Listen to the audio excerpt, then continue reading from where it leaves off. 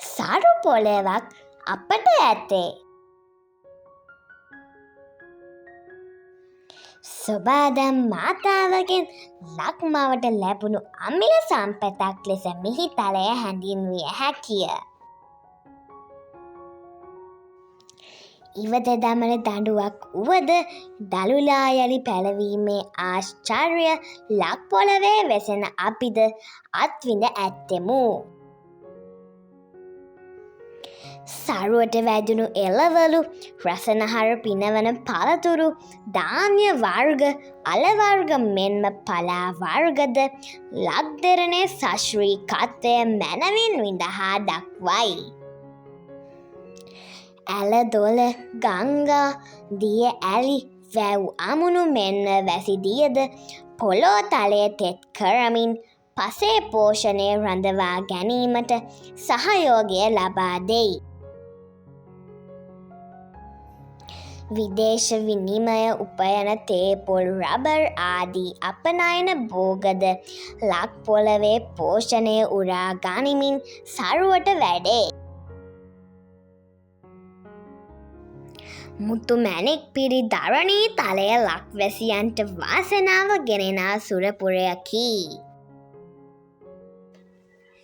වෙනත් භූමියකට සම කළ නොහැකි ලක් දෙරණ ආරක්ෂා කර ගනිමින් ඉන් උපරිම ප්‍රයෝජන ලබා ගැනීමට අපි සියලු දෙනා අත්වැල් බැඳ ගනිමු. We have a fertile land. Our land is a gift from Mother Nature. If we plant something, it will grow rapidly in our land. We get tasty fruits, vegetables, grains, and yams from our land.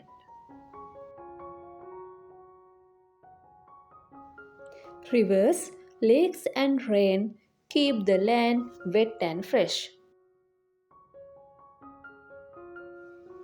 Tea, coconut, and rubber grow well in Sri Lanka to bring foreign income.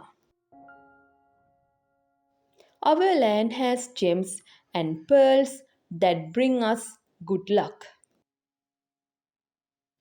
Our land is very special. We must protect it.